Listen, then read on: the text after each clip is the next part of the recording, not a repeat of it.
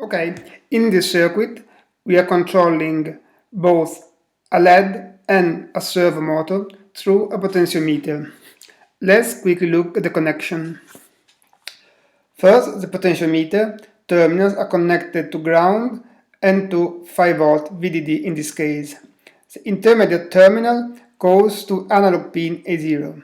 That is, we can measure a voltage between 0V and 5V on pin A0 when we turn a knob on the potentiometer. Then we have a servo. The terminals of the servo are connected, of course, to ground and VDD. The servo itself is controlled through digital pin 2. Last, we have the LED, which is of course connected in series with a resistor of 220 ohms, and the LED is controlled by pin 11. You should pay attention that when you are using the servo library for the servo motor, some of the digital pins are no longer available to PWM control. So in this case, we selected pin 11 because 9 and 10 are unavailable for PWM. In the final circuit, I also had two capacitors in order between power and ground on the servo and around the potentiometer in order to filter out some voltage spikes. These are not shown here for clarity. Okay, now let's give a look at the C code. First, we include the servo library and we defined a variable myServo of servo type.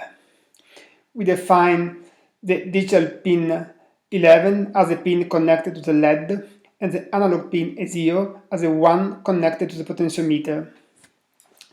In the setup phase, we declare that the LED pin is an output pin, of course, and we attach the servo to the digital pin 2. In the main loop, we repeat the following operation. First, by an analog read, we read the value of the potentiometer. Then, in order to apply it to the LED and to the servo, we need to map this analog voltage to a PWM value and to an angle. For the PWM value, we use a value between 0 and 255. For the angle value, we use a value between 0 and 179. In order to control the LED, we perform an analog write of the PWM value to the LED. And we use the write function of the servo library to apply the angle to the servo. Then, before repeating the loop, we apply a delay of 15 milliseconds. Okay, let's see the circuit in action. So here we have the servo, here we have the LED, and here the potentiometer. Now the LED is off, and the servo indicator is on to the left.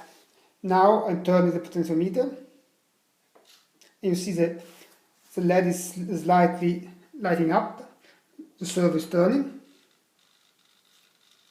and as I turn the potentiometer, the LED becomes brighter and brighter, and the servo keeps moving.